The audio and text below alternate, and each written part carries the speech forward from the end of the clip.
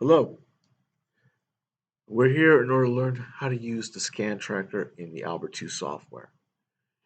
It's as simple as going over here to the upper left corner and clicking on this icon to access your menu.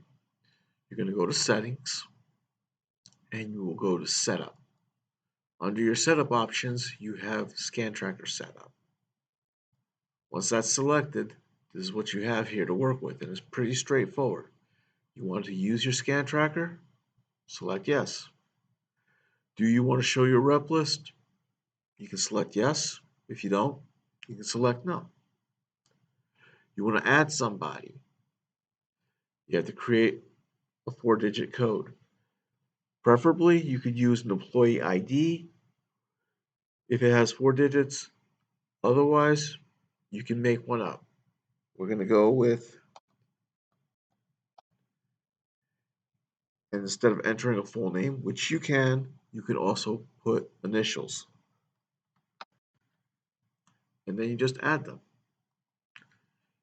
All your reps will be added to this list here.